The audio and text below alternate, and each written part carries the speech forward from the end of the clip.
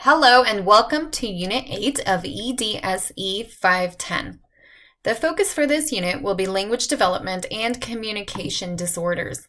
And you'll see that for Unit 8, our main area of focus for graded work would be a discussion board. Something valuable to review as we approach Unit 9 would be the educational philosophy paper. And as you know, you can find all of our assignments here on the left under the Assignments tab. So to get familiar with these requirements, you would click on Educational Philosophy paper under that tab. You'll see that there's quite a bit that this paper entails. It is worth a good number of points. So you'll notice that each part will be broken down with introduction, thesis statement, and then you'll be doing a 2 to 3 page summary on special education in the U.S. today. You'll be considering history. There are a lot of questions that are outlined here. You will want to cite at least 2 course ratings or journal articles, academic sources to support your statements. And then there are several other areas that you'll cover in 1 to 2 pages. So case law, federal and state law. So remember the difference between the case and statutory law. How have they influenced the field today? Anything new going on? And then cultural and learning differences. You'll see ties there to the interview assignment and again with ethical practice here. And then your own philosophical and professional beliefs. So that'll be part of your conclusion. You're talking about your stance on these issues related to the field of special education and how has all of this information that you tied in beforehand influenced your beliefs. Then finally, you're doing an action plan here about how you'll employ these beliefs in your practice in the field, either currently if you're working in a role in the field or in the future. So this is a little visual for you, kind of a flow chart. These are some of the areas of focus that you'll have moving into the blue here, your educational philosophy, and ultimately into your plan of action to apply that philosophy.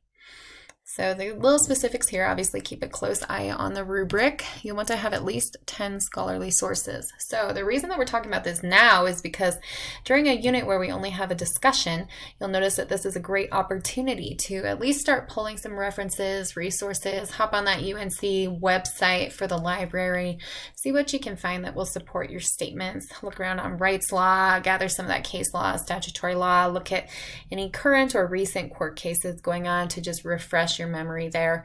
This will be in APA format. And in bold here, it is required that you include headings for each of the major sections. Okay, so it's not just going to be a narrative. You'll want to have a bold heading APA format for each of the prompt points that are bulleted here. And each of these points will also be covered in the rubric. You want to have those 10 source citations. And as for length of the paper, up top here you'll see that this will end up in an 8 to 12 page submission. So when you add all of these up together, you're going to come out somewhere between 8 and 12 pages. And you'll want some recent research. A good kind of guideline is 5 years, but if you find something really good that's over 5 years old, that's okay. What we want to avoid is citation of sources that are like, several things from 1980 or even older.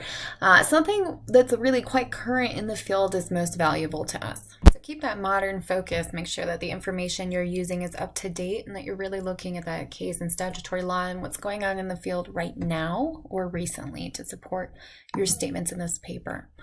So even though that's not what we're doing for Unit 8, that is a little overview as we move into it, and we'll talk more about that paper as we move into Unit 9. So again, our focus for Unit 8 is language development and communication disorders. We are going to hit on several different topics related to that. And you'll notice that the class will now be shifting into some of the different eligibility categories and different exceptionalities that are covered in special education. The student can receive support in these areas. So for instance, coming up, we'll be looking at some emotional components. In Unit 10, we're looking into hearing and vision loss. And then finally, we're wrapping up with students with physical disabilities, traumatic brain injury, or other health impairments. So we're really going to kind of dive into each of these categories as we wrap up our class. We have talked a great deal in earlier units. You'll recall about the law and the history in the field, assessment, and now we're really moving forward more clearly or in more depth into these eligibility categories as we wrap up our course. It's amazing, time flies. We only have a couple units left. So we're going to make the most of these by diving into some of these eligibility categories and really getting familiar. This is a slideshow for you regarding communication disorders, and you'll notice that there are several valuable terms that are identified here. For instance, we've got speech disorder versus language disorder. A speech disorder would be something where a child is having significant issues with producing the sounds themselves, whereas the language disorder is all about the interpretation, the reception, and the expression of language and information created verbally. So we've got expressive language, that's what we're passing on to others and sharing, and receptive language, that would be the communication that we are receiving. So it's good to have that difference between speech and language disorders as we dive into this unit. Diversity is also very important to take into consideration. Cultural factors, dialects. For instance, if a child comes to your setting and has, let's say, a heavy accent that is not what you typically hear, and you might have trouble understanding that child, that does not mean that the child has a speech disorder or any kind of a language disorder. This simply would be a cultural factor, and there are other ways to work on that. Really getting to know the student, you often can understand a little bit better. So there are some statistics here regarding students who receive speech and language disorders, and oftentimes you'll see these services for children who are on the younger side in early childhood education and are experiencing delays in communication, having problems in these areas.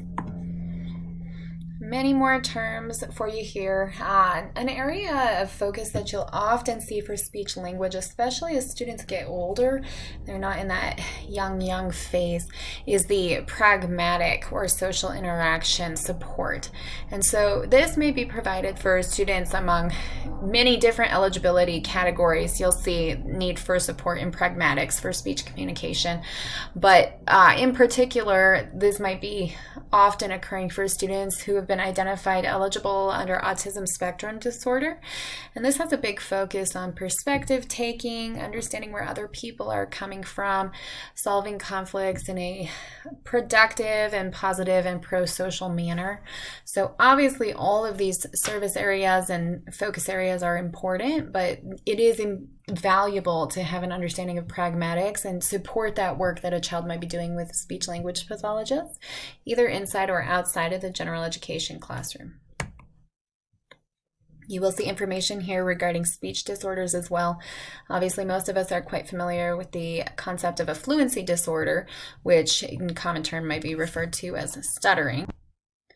And so looking at these different terms, you can get familiar with reasons that students might be receiving speech and language services so that you can better understand their needs and support them. Again, when it comes to the language disorder, we're looking at receptive or expressive communication and how the student might be impacted in those areas. And down below, as we just mentioned, the pragmatic component, you'll see social use of language here, along with many other areas for services, speech language impairment. There might be many different causes or origins for concern with speech or language. Students may be born with these challenges or concerns, or they may occur later. Sometimes if a student sustains a traumatic brain injury, this can definitely impact the ability to communicate. So it's just important to get as much information as we can about student background as we are proceeding with an evaluation. And the speech language pathologist, of course, would be responsible for that testing and evaluating a student for eligibility in these areas. But we can support by providing our observations and really paying close attention to the student and where the communication concerns might be coming into play. So do go through that PowerPoint. That'll give you some valuable information. There are some links here for you to review, which is ASHA, the American Speech Language Hearing Association.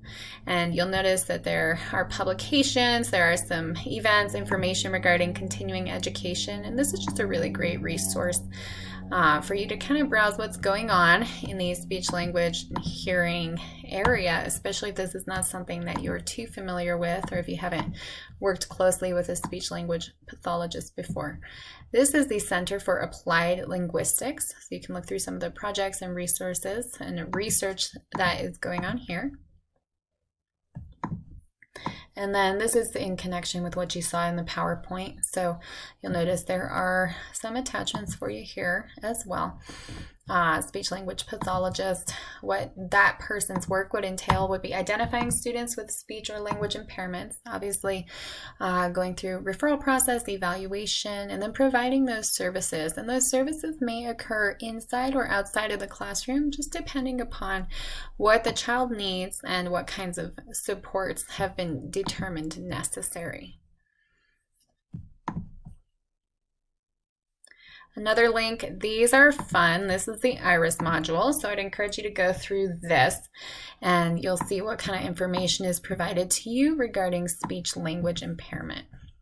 So the focus for this module itself is on related service providers, one of which would be the speech language pathologist. You'll learn about other services that might be offered. You might see information regarding occupational therapy, physical therapy, big old list right here, and speech language pathology falls into that. So good information, statistics, check it out. We love those IRIS modules for supplemental information. That's just for your own learning.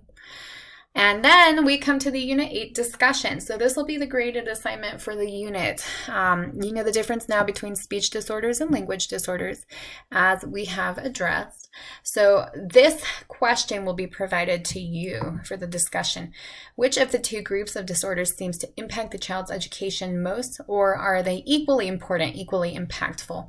And here's a link for you, as we talked about ASHA, for more information about the differences between the two, which we've hit on, but this will be helpful for you to review as well. And you're going to want to share your opinions, obviously, respectfully, but if you have disagreements and you're not on the same page with somebody, that's a great opportunity to learn and to hear somebody's other perspective and practice those pragmatic skills, as we've talked about. So you want to cite at least 3 of the materials from this unit in APA format, and you can start off with citing the course text to support your statements as well. So this is not just your opinion, but it really is going to be supported by research to make your statements about the impact areas here. Looking forward to your thoughts and ideas on the discussion board. Have a great week.